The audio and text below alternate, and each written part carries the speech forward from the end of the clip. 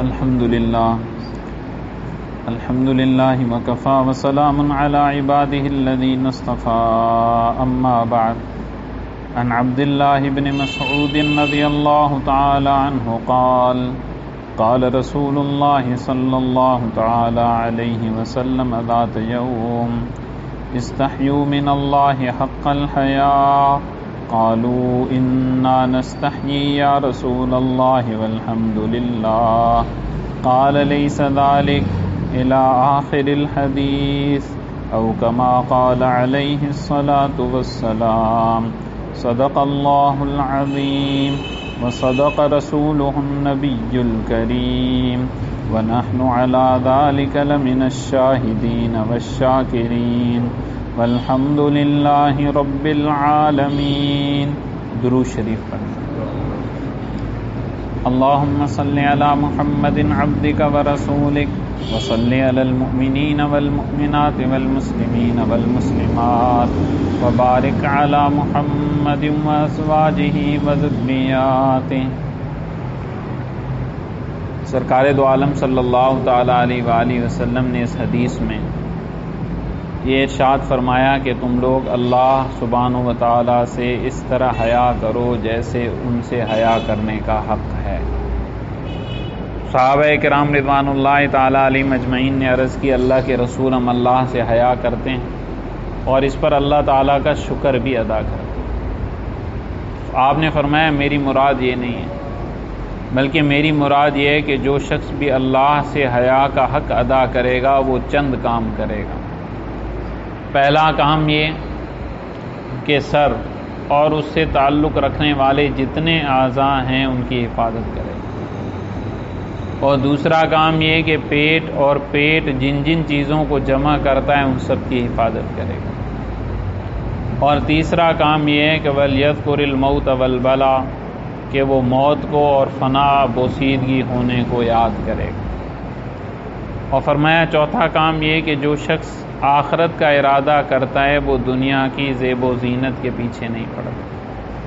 اور فرمایا کہ جو شخص یہ سارے کام کر لے اس نے اللہ سے حیا کا حق ادا کر دیا.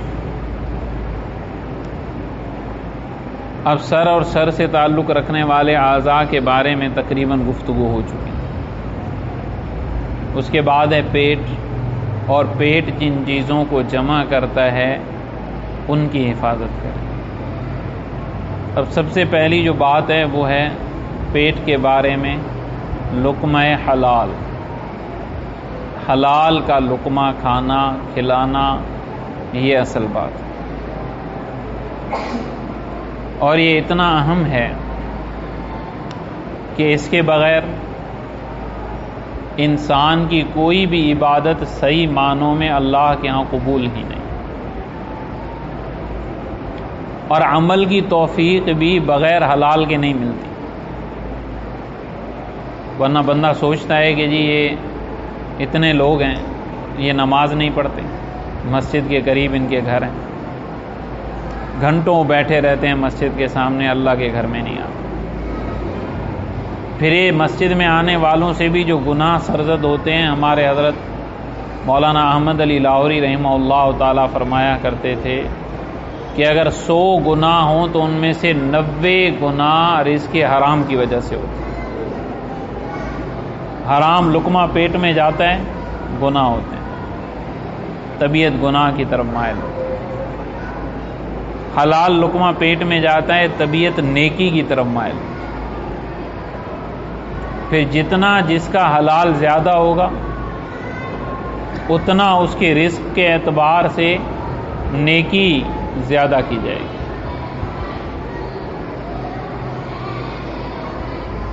اب قرآن مجید فرقان حمید نے خود بھی فرمایا کہ وَلَا تَأْكُلُوا أَمْوَالَكُمْ بَيْنَكُمْ بِالْبَاطِلِ تم آپس میں ایک دوسرے کے مال ناحق مت کھایا کرو، ناحق مال مت کھایا کرو. اب ناحق میں صرف یہ نہیں آتا کہ ہم جی کسی کا میرے پاس حق تھا میں نے وہ دبا دیا، بہن کا حق ادا نہیں دیا، بھائی کا حق ادا نہیں دیا، صرف یہ نہیں آتا، یہ تو داخل ہے. ناحق میں یہ بھی ہے کہ اگر ہم کسی کی طیب نفس کے بغیر، اس کے دل کی خوشی کے بغیر اس سے پیسہ لے رہے ہیں، یہ بھی ناحق ہے۔ بظاہر تو خوشی خوشی ہمیں دے رہا ہے، رشوت کا پیسہ ہے، اس کے بغیر اس کا کام نہیں ہو رہا، لیکن دل میں ہمیں گالیاں دے رہا ہے۔ ہر آدمی ایسے۔ آپ رشوت کا پیسہ دیں کسی مجبوری انتہائی میں، جبکہ آپ کا حق ہو اور وہ حق آپ کو اس کے بغیر نہیں ملے، لیکن اس کے باوجود بھی دل میں انسان یہ کہے گا یار یہ تو یہ حرام۔ قرآن مجید نے فرمایا کہ اس طرح نہ کھاؤ۔ لِتَأْكُلُوا فَرِيقًا مِّنْ أَمْوَالِ النَّاسِ بِالْإِثْمِ، تاکہ تم ایک جماعت، ایک گروہ کے مال کو گناہ کے ساتھ کھاؤ، وَأَنْتُمْ تَعْلَمُونَ۔ اور دوسری جگہ فرمایا اے ایمان والو، یتیموں کے مال کو ظلماً ناحق مت کھاؤ۔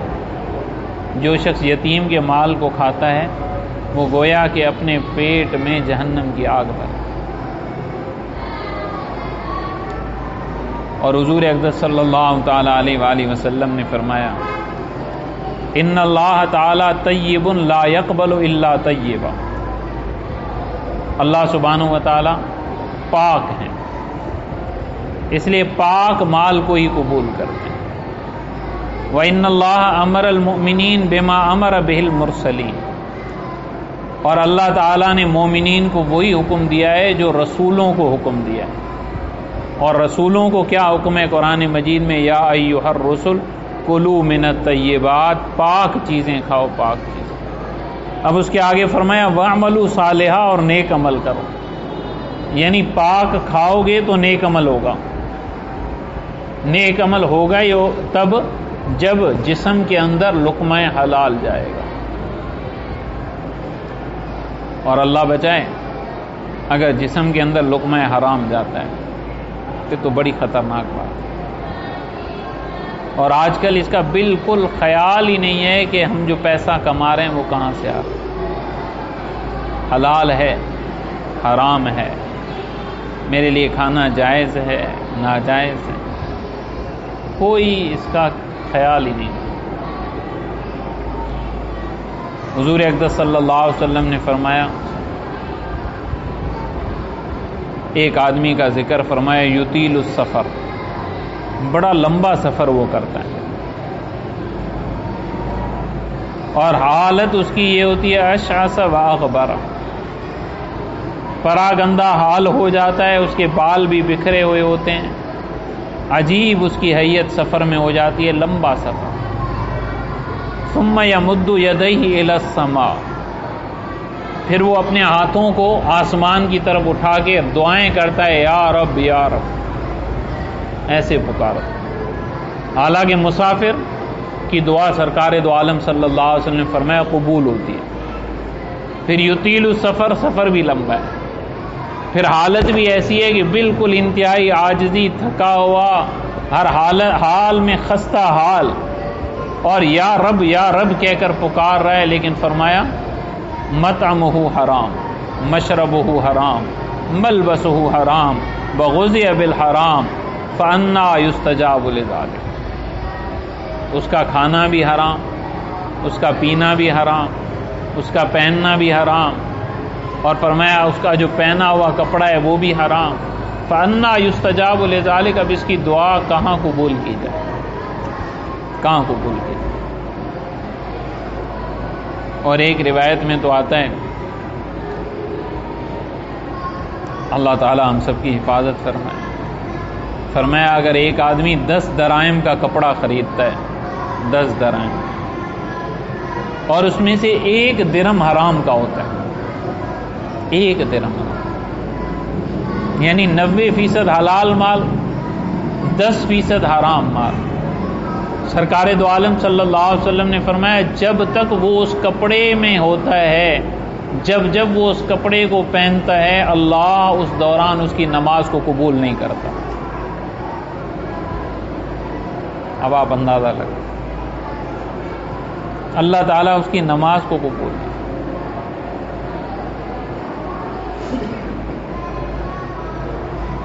اب آج کل زمانہ وہ آ گیا انسان کا جو مقصد ہے نا وہ پیٹ بن گیا ہے، پیٹ. جیسے حدیث شریف میں آتا ہے، آپ نے فرمایا تھا کہ بس درائم اور دینار کے بندے بن جائیں گے، ان کو پتہ ہی نہیں ہوگا کہاں سے مال آ رہا ہے، بس آنا چاہیے، حلال ہو پھر بھی آئے، حرام ہو پھر بھی آئے، مال آئے، بس مال آئے، مال چاہیے.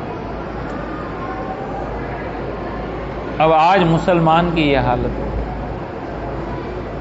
حالانکہ یہی مسلمان اگر یہ اللہ کے وعدوں پر پکا یقین رکھتا، سچا یقین رکھتا، کبھی یہ نہ کرتا. حضرت ابو درداء اور حضرت ابو قتادہ رضی اللہ تعالیٰ عنہما دونوں جا رہے ہیں، جلیل القدر صحابی.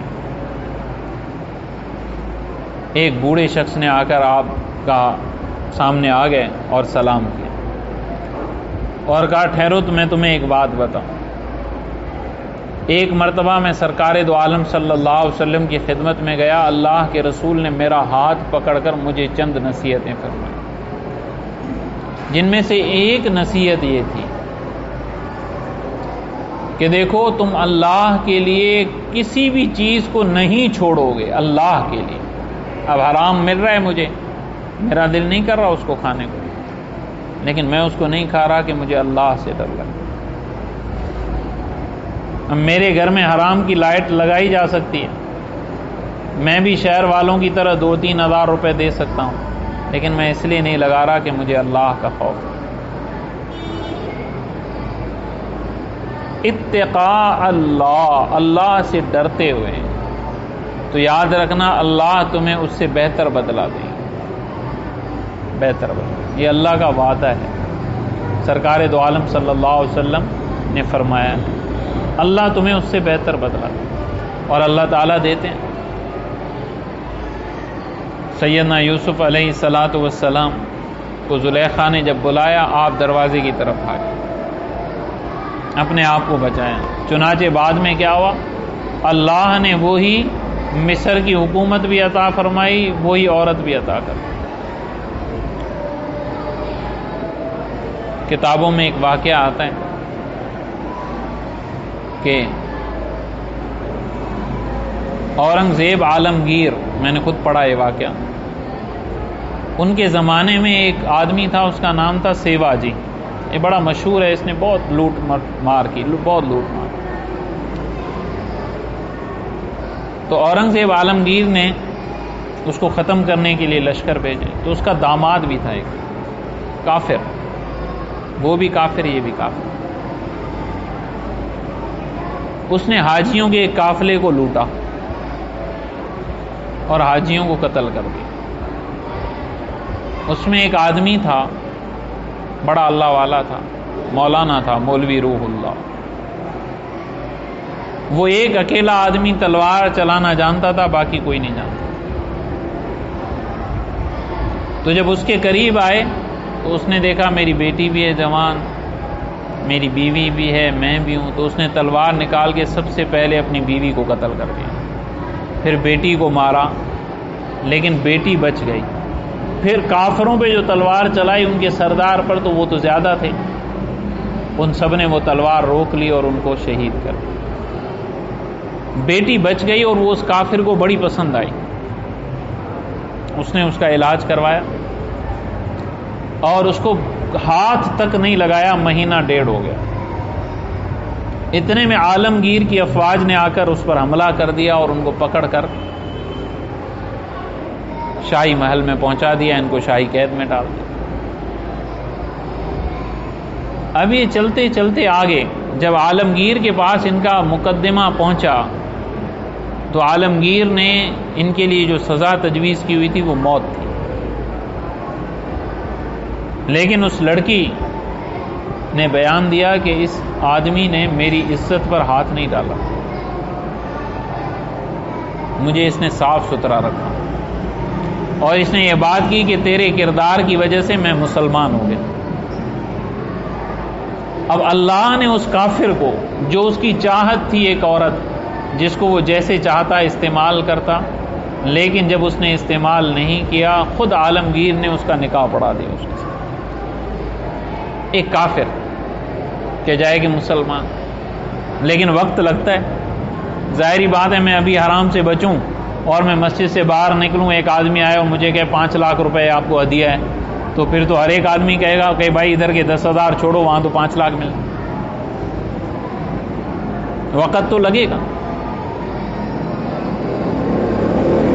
لیکن ہم لوگ اللہ کی اس بات پر، سرکار دو عالم صلی اللہ علیہ وسلم بات پر ہمیں یقین ہی نہیں، ہم کہتے ہیں بس یہ مال آ جائے، بس یہ مجھے چاہیے، یہ چیزیں آ جائیں، یہ مجھے چاہیے۔